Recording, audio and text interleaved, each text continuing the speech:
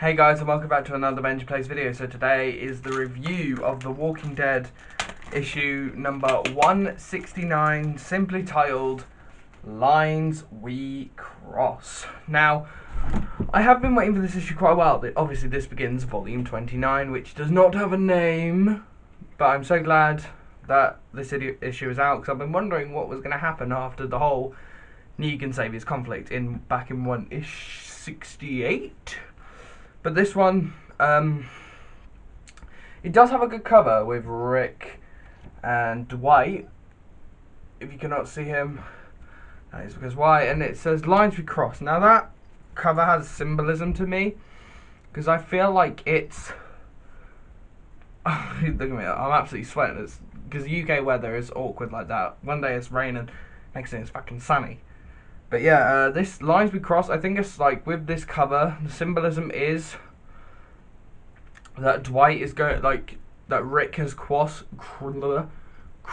Dwight's line of perspective for him, and he's not happy about it. But jumping into the issue with the previously, as the Alexandrians begin to repair their town, John and the Saviors demand answers. What they don't expect is for Negan to be the one giving them. War between the two sides is averted, allowing Rick and his family and friends to lay Andrea and the other fallen soldiers to rest. Nice little cover there. But we begin with Lydia approaching Carl at Andrea's grave, and then Carl talking about Billy, Ben, and Dale. That goes on for quite a bit. He explains to Lydia how Billy and Ben died, and explaining Andrea and Dale, which is surprising because it's just over 100 issues ago that Billy, Ben, and Dale died, and that was in volume 11, Fear the Hunters.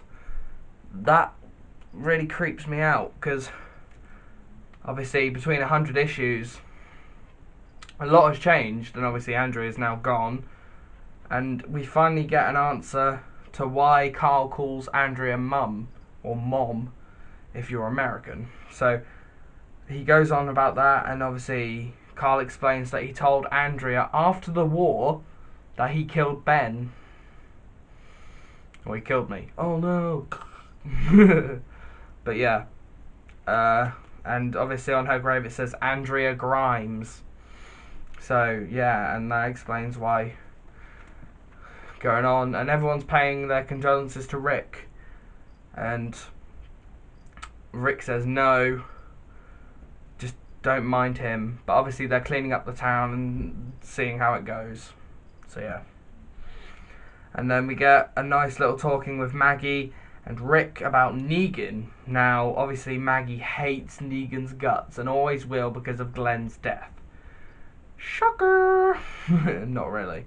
But obviously Rick trusts him now, and obviously back in issue 157, Rick, Andrea, and Negan made a deal that if Negan helped with the Whisperers, then he could be let out of his cell, but he can never live in Alexandria. He will live in an outpost, which is quite a good deal in Negan's case. And obviously Maggie's not happy about it. She's like, that's really kind of you. And obviously it's highlighted, it's in bold. If you read the issue, it's in bold with the kind.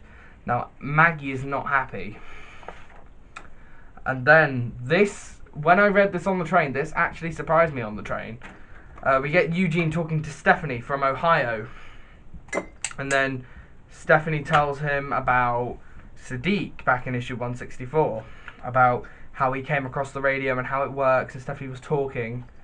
And then we get the knock at the door, and Rick and Sadiq are like, and then Rick's just telling me about the radio.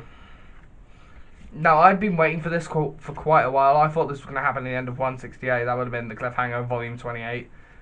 But I guess not. But hey ho, and then obviously Rick talks to Stephanie. But obviously she's not happy about it because she'd only talked to Eugene. But Eugene gives one of the funniest lines of the issue. You will like him more than you will like me. Over. And then Rick talking about the communities, and obviously they are in Ohio. Well, Stephanie's group is in Ohio. Rick's group is in Washington. That's quite a distance if you know the US. But obviously, in the world of The Walking Dead, being on the other side of town might as well mean you're on the moon. Sorry. And then it just goes on talking about the team, which we see on the cover of 170. So yeah, it shows that team, and obviously we know who's going to be on the team because the cover was leaked early. Sadiq, Eugene, Michonne, and Magna. And Yumiko, apparently, because that's what it appears at the end of the issue. Don't judge me. Eugene's just going along. Rick understands, and then we get this weird conflict between Dwight and Rick. I mean, Dwight's been quite good to Rick over the last few issues, obviously dealing with the Whisperer War. But I think after Negan got set free, Dwight turned as well. Well, not turned, but like he went against Rick because obviously of his anger for letting Negan out and for also killing Sherry. But obviously Rick says it's in self-defense, and we know it was in self-defense, but Dwight doesn't. And then Carl talking to Maggie about leaving, repairing Barrington House. And then Carl saying he needs to live his own life. But then Rick suggests to Jesus that he should hide behind Eugene's group and scout this new group or community out. But he says no. And we finally get a weird revelation where Jesus is into Aaron. Because Rick suggests, oh, Aaron will go behind the walls. He's had experience, but Jesus says he has to stay behind for Aaron, and Aaron will do the same. And Rick congratulates them. Now time for the B for the issue. Ooh, watch out, guys. We get a nice little conflict between Rick and Dwight. Rick politely asks Dwight for help, and Dwight just says, to put it bluntly, no. And then Rick just says, or Dwight says, your time is up. It's time for me to lead Alexandria. Which shocked me because obviously Dwight didn't even want to be a leader. He didn't even want to be a part of the Saviors. And yet he wants to take over Alexandria. Are you fucking kidding me? But Rick goes on to say he defended himself. And you get like this, it's so scary because Rick has had everything to deal with. The communities, Andrea's death, Hilltop in ashes, and rebuilding Alexandria. That's a lot of pressure to put on one person. But obviously Rick explains how he is angry and says what basically he's going to be keeping an eye on Dwight. And he says, because at this point, what's one more fucking grave? And then you just get Dwight being a little bitch, sitting on the porch, like a little bitch. And then we move on to Michonne saying, yes, I am going to be part of the search team because we know because of issue 170 cover. Thank you very much, Robert Kirkman. Michonne goes on and Michonne says, take care of yourself, old friend. And then Carl saying he's going to go back to Hilltop, and Rick's just proud of him. Because think about it, he's been through so much. Carl has gone through pretty much everything. He's lost 2 mums in the span of 167 issues. Shit. And then we get a lovely little scene with Dwight and Negan. And Negan just going on about beans, pork and beans. I mean, I'm surprised they still have canned foods after 4 years in the apocalypse. Jesus, I don't even know. Dwight just says, pack your shit and go. But we get a nice little, obviously Negan has kept to his word. And he said, it's okay, I didn't expect a big farewell either. Fucking assholes. And then we get Maggie's group leaving. Eugene's group leaving. Everything is turning up good. Until the last page of the panel. And then obviously they go off, Negan goes off, Hilltop goes off. Maggie gives the scariest look ever. Dante, if you hurry, you can catch up to Negan. I want you to follow him, see where he settles down. I won't lose track of that monster. Maggie is going against Rick in the biggest way ever. I'm sorry if you cannot really see that, but thank you for my new camera for actually showing me what I'm showing and how I can see it. But that is the end of the issue. 169 lines we cross. I found it really hard to review this. I had to actually think about it on the train. wow, it was hard to think about. I mean, it's a good start to Volume 29 because we get a lot of good things jump-starting. I mean, Alexandria rebuilding, the hilltop is going to be rebuilt. Negan going his own way. We might even get a good Negan issue. Who knows? Him on his own. And he says he's going to be nearer to Lucille, which is good because if you've read Here's Negan, which I actually haven't read, it's surprising, okay? It's surprising because Negan is a man of psychotics. He's a very psychotic man.